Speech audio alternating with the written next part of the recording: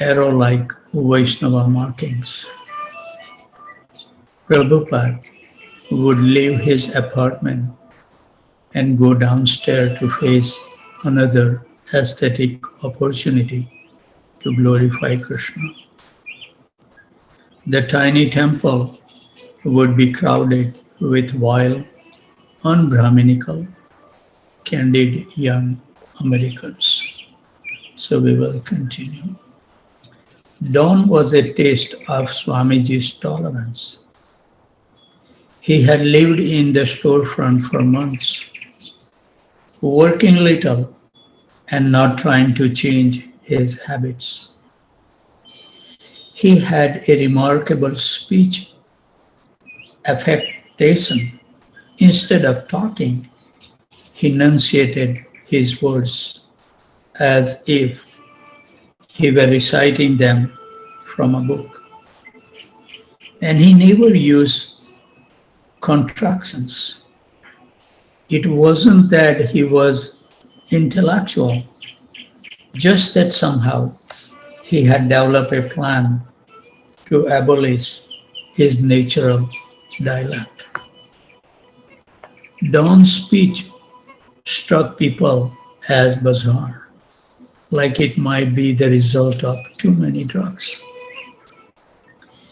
It gave him the air of being not an ordinary being, and he continuously took marijuana, even after Swamiji had asked those who lived with him not to.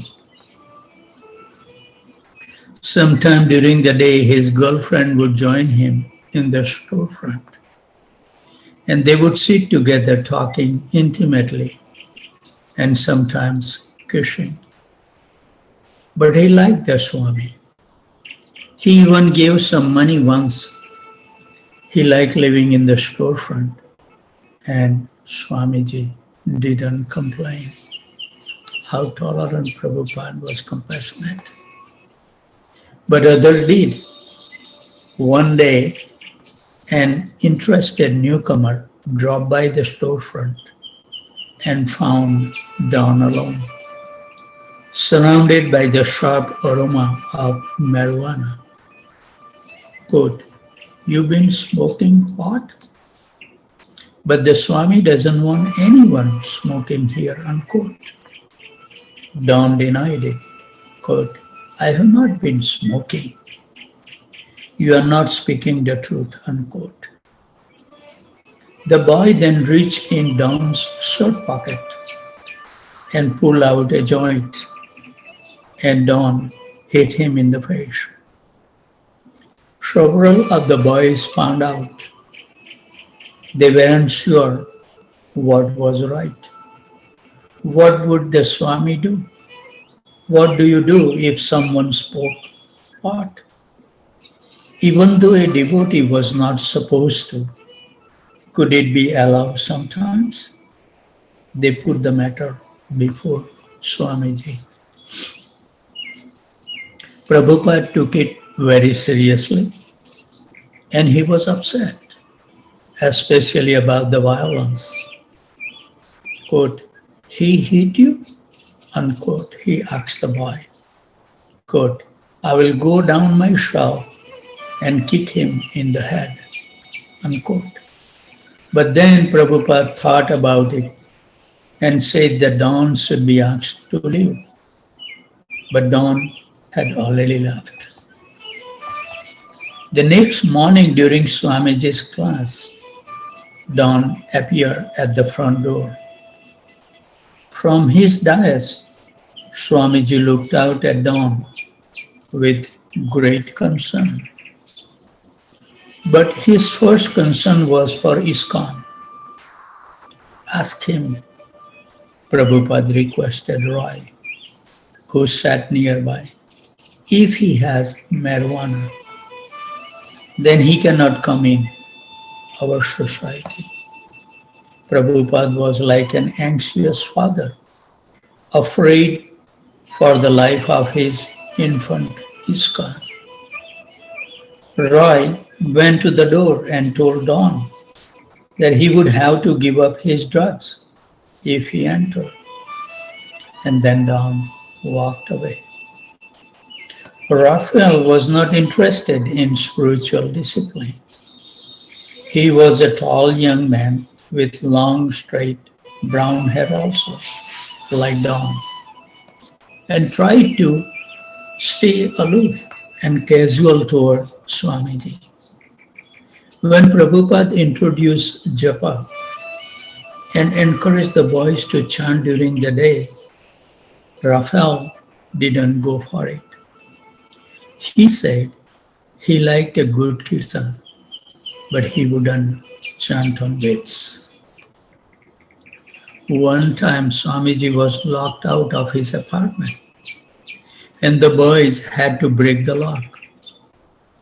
Swamiji asked Raphael to replace it. Days went by. Raphael could sit in the storefront reading rimbound. He could wander around town, but he couldn't find time to fix the lock. So one evening, he dropped by the Swamiji's apartment, opened the lockless door, and made his way to the back room, where some boys were sitting listening to Swamiji speak informally about Krishna consciousness. Suddenly, Raphael spoke up, expressing his doubts and revealing his distracted mind. Quote, "As for me," he said, "I don't know what is happening. I don't know whether a brass band is playing or what the heck is going on." Some of the devotees danced. He had interrupted the devotional mood. Quote, "Raphael is very candid," unquote, Swamiji replied, smiling as if to explain his son's behavior to others. Raphael finally fixed the lock, but one day after a lecture, he approached the Swami, stood beside the dais, and spoke up impatiently. Quote, "I'm not meant to sit in a temple and chant on beats, but father was a boxer. I am meant to run on the beach and breathe in big breaths of air."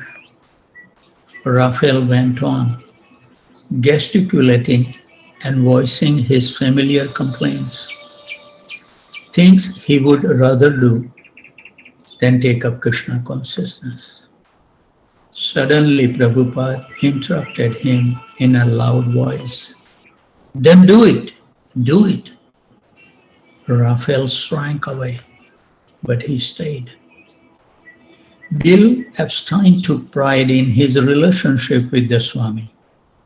It was honest.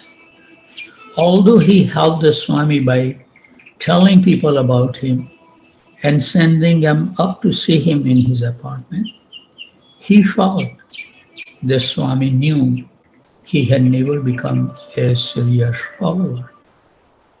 Nor did Bill ever mislead himself into thinking he would ever be serious. But Prabhupada wasn't content with Bill's take it or leave it attitude.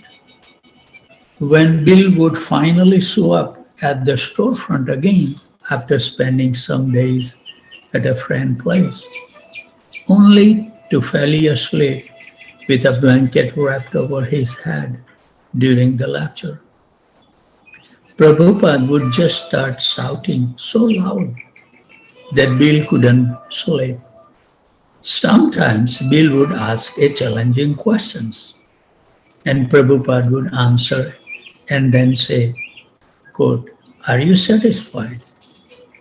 And Bill would look up dreamily and answer, "No." Then Prabhupada would answer it again more fully and say louder, "Are you satisfied?" And again Bill would say no. This would go on until Bill would have to give in. Yes, I'm satisfied. But Bill was the first person to get up and dance during the kirtan in the storefront. Some of the other boys thought he looked like he was dancing in an egotistical, narcissist way, even though his arms were outstretched in a facsimile of the pictures of Lord Chaitanya. But when Swamiji saw Bill dancing like that, he looked at Bill with wide open eyes and feelingly expressed appreciation. Quote, Bill is dancing just like Lord Chaitanya, unquote, Haribol. So Bill sometime returned from his wandering with money, and although it was not very much, he would give it to Swamiji. He liked to sleep at the storefront and spend the day on the street, returning for lunch or kirtan or a place to sleep. He used to leave in the morning and go looking for cigarettes on the ground. To Bill, the Swami was part of the hip movement and had thus earned a place of respect in his eyes as a genuine person. Bill objected when the boys introduced sign of reverential worship toward the Swami, starting with their giving him an elevated seat in the temple. And as the boys who live with the Swami gradually began to show enthusiasm, competition, and even rivalry among themselves, Bill turned from it in disgust. He allowed that he would go on just helping the Swami in his own way. And he knew that the Swami appreciated whatever he did, so he wanted to leave it at that. Carl Jurgens had helped Prabhupada in times of need. He had helped with the legal work of incorporating ISKCON, signed the ISKCON charter as a trustee, and even opened his home to Swamiji when David had driven him from the Bowery loft. But those days when he and Eva had shared their apartment with him had created a tension that had never left. He liked the Swami. He respected him as a genuine sannyasi from India, but he didn't accept the conclusion of the philosophy. Haribol. The talk about Krishna and the soul was fine, but the idea of giving up drugs and sex was carrying it a little too far. Haribol. Now Prabhupada was settled in his new place, and Carl decided that he had gone his part to help and was no longer needed. Although he had helped Prabhupada incorporate his International Society for Krishna Consciousness, he didn't want to join it.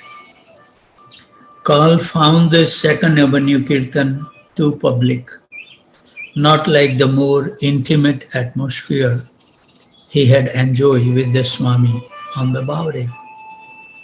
Now the audiences were larger and there was an element of wild letting loose that they had never had on the Bowery.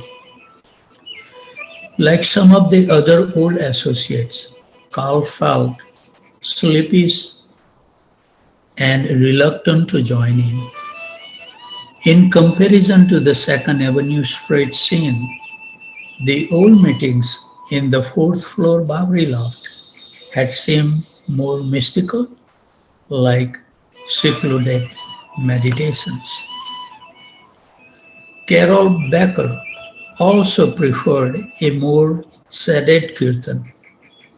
She thought people were trying to take out their personal frustration by the wild singing and dancing.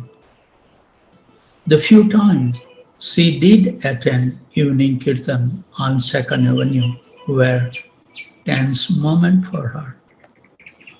One time a group of teenagers had come into the storefront, mocking and shouting, quote, "Hey, what the hell is this?" Unquote. She kept thinking that at any moment a rock was going to come crashing through the big window.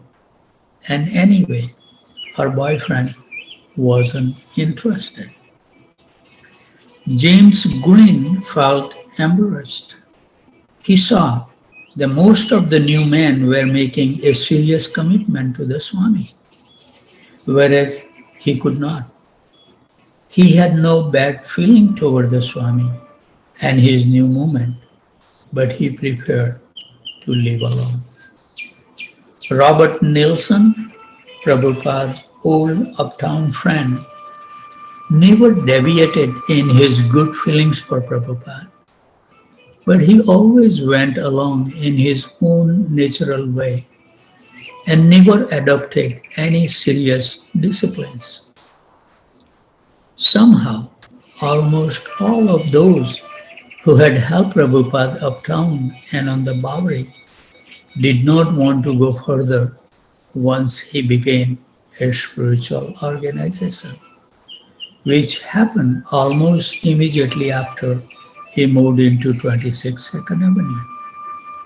New people were coming forward to assist him, and Carl, James, Carol, and others like them felt that they were being replaced and that their obligation toward the Swami was ending. It was a kind of changing of guard. Although the members of the old guard were still his well-wishers, they began to drift away. Bruce Sharp had just graduated from New York University and was applying for a job. One day, an ex-roommate told him about the Swami he had visited down on 2nd Avenue. Quote, "They sing there," his friend said, "and they have this far-out thing where they have some dancing." And Allen Ginsberg was there. The Swami was difficult to understand, his friend explained, and beside that, his followers recorded his talks on a tape recorder. Why should he have a big tape recorder? That's not very spiritual. But Bruce became interested. He was already a devotee of Indian culture. 4 years ago, when he was barely 20, Bruce had worked during the summer as a steward aboard an American freight liner and gone to India, where he had visited temples, brought pictures of Shiva and Ganesh and books on Gandhi, and felt as if he were part of the culture. When he returned to New York University, he read more about India and wrote a paper on Gandhi for his history course. He would eat in Indian restaurants and attend Indian films and music recitals. And he was reading the Bhagavad Gita. He had even given up eating meat. He had plans for returning to India, taking some advanced college courses, and then coming back to America to teach Eastern religions. But in the meantime, he was experimenting with LSD. Chuck Barnett was 18-year-old, and his divorced mother had recently moved to Greenwich Village, where she was studying psychology at New York University. Chuck had moved out of his mother's apartment to one on 12th Street on the Lower East Side, in the neighborhood of Allen Ginsberg and other hip poets and musicians. He was a progressive jazz flutist who worked with several professional groups in the city. He had been practicing Hatha Yoga for 6 years and had recently been experimenting with LSD. He would have vision of lotuses and concentric circles. But after coming down, he would become more involved than ever in the sensuality. A close friend of Chuck's had suddenly gone homosexual that summer, leaving Chuck disgusted and cynical. Someone told Chuck that an Indian Swami was staying downtown on 2nd Avenue, and so he came one day in August to the window of the former Matchless gift store. Steve Goriano, the son of a New York fireman, had grown up in the city and graduated from Brooklyn College in 1961. Influenced by his father, he had gone into the Navy, where he had tolerated 2 years of military routine, always waiting for the day he would be free to join his friends on the Lower East Side. Finally, a few months after the death of President Kennedy, he had been honorably discharged without so much as paying a visit to his parents. He had headed straight for the Lower East Side, which by then appeared vividly within his mind to be the most mystical place in the world. He was writing stories and short novels under literary influence of the Franz Kafka and others. And he began to take LSD to search and experiment with consciousness. A Love Supreme, a record by John Coltrane, the jazz musician, encouraged Steve to think that God actually existed. Just to make enough money to live, Steve had taken a job with the welfare office. And one afternoon during his lunch hour, while walking down 2nd Avenue, he saw that the Matchless gift store had a small piece of paper in the window announcing lectures in Bhagavad Gita, A.C. Bhaktivedanta Swami. So Chuck is explaining this situation in his own word as follows. I finally found 2nd Avenue and 1st Street, and I saw through the window that there was some chanting going on inside, and some people were sitting up against the wall. Beside me on the sidewalk, some middle-class people were looking in and giggling. I turned to them, and with my palms folded, I asked, is this where a Swami is? They giggled and said, Pilgrim, your search has ended, unquote. I wasn't surprised by this answer because I felt it was the truth. So Bruce and Chuck, unknown to one another, lived only 2 blocks apart. After the suggestion from his friend, Bruce also made his way to the storefront. So now the Bruce is explaining his experience in his own words as follows. I was looking for Hare Krishna. I had left my apartment and had walked over to Avenue B. When I decided to walk all the way down to Houston Street. When I came to 1st Street, I turned right, and then walking along 1st Street, came to 2nd Avenue. All along 1st Street, I was seeing these Puerto Rican grocery stores.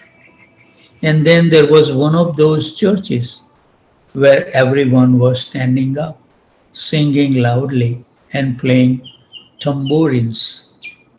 Then, as I walked further along First Street, I had the feeling that I was leaving the world, like when you are going to the airport to catch a plane. I thought, oh, now I'm leaving a part of me behind and I'm going to something new, unquote. But when I got over to Second Avenue, I couldn't find Hare Krishna. There was a gas station, and then I walked past a little storefront, but the only sign was that said matchless gift. Then I walked back again past the store, and in the window I saw a black and white sign announcing a Bhagavad Gita lecture. I entered the storefront and saw a pile of shoes there. So I took off my shoes and came in and sat down near the back. So Steve is explaining now his experience in his words. I had a feeling that this was a group that was already established and had been meeting for a while. I came in and sat down on the floor, and a boy who said his name was Roy was very courteous and friendly to me. He seems to be one who had already experienced the meetings. He asked me my name, and I felt at ease. Suddenly the Swami entered, coming through the side door. He was wearing a saffron dhoti, but no shirt, just a piece of cloth like a long sash, tied in a knot across his right shoulder, and leaning and leaving his arms, his left shoulder, and part of his chest bare. When I saw him, I thought of a Buddha. So Bruce is explaining. There were about 15 people sitting on the floor, and one man with a big beard sat up by the front on the right-hand side, leaning up against the wall. After some time, the door on the opposite side opened, and in walked the Swami. When he came in, he turned his head to see who was in his audience. And then he started right at me, stared at me. Our eyes met. It was as if he were studying me. In my mind, it was like a photograph was being taken of Swamiji, looking at me for the first time. There was a pause. Then he very gracefully got up on the dais and sat down and took out a pair of hand kartal and began a kirtan. The kirtan was the thing that most affected me. It was the best music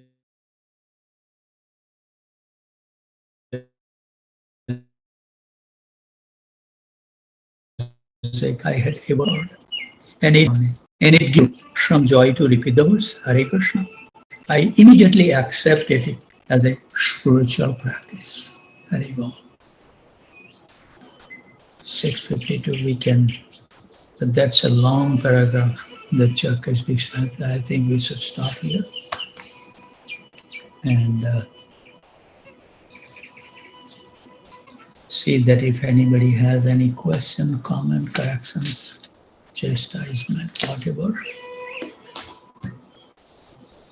before we end our session. It is so nice to be in the association of wonderful devotees.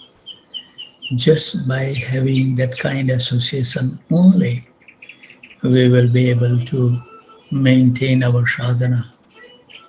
Otherwise, it's impossible. The time we are living in the age of Kali is full of hypocrisy, quarrel, disagreements, unhappiness, mentally, physically, spiritual suffering. And all the living beings are running after something, as Lochandas Thakur says wonderfully, that we are chewing something assuming it's a sugarcane juice, but we can never find any sweetness. Or smelling a flower which has no aroma, and on top the insect may enter into your nose and create the trouble. So this is the world we are living in. This Acharya has put their heart into those songs. If we deeply concentrate the meaning, then we can see that how much they have realized about this world. And they establish wonderfully by exemplifying their life. They live a very exemplary life, so we can learn from their life. And maybe we become also happy as they have always been. So I always ask for all the devotees to pray for those children who are joining and chanting so nicely. Please pray for those children that they can keep on chanting throughout their life. We have to love them, we have to support them, we have to do everything to make them strong, that believe that just chant the Hare Krishna Mahamantra sincerely, all the requirement of your life will be provided by Krishna. They need to experience that. So it is our duty as a senior devotees to assist them in any way, make them so comfortable, give them all the supports so they take up this process, because we need second generation also to take up this process nicely. So it is our duty as an elder to cultivate and assist them, spend some time with them, talk to them, see what they need, because they are suffering like anything. What to speak when the parent doesn't support them, because they are facing so many, what you call this, I forgot it, I always forget something, the word. What they do in the college, they harass them. What they call the word, I forgot. So much peer pressure is there. Ragging, you mean? Huh? Ragging? Yeah, ragging also that, but over here they use that, what is that word? Peer pressure is there, but also there is a special word.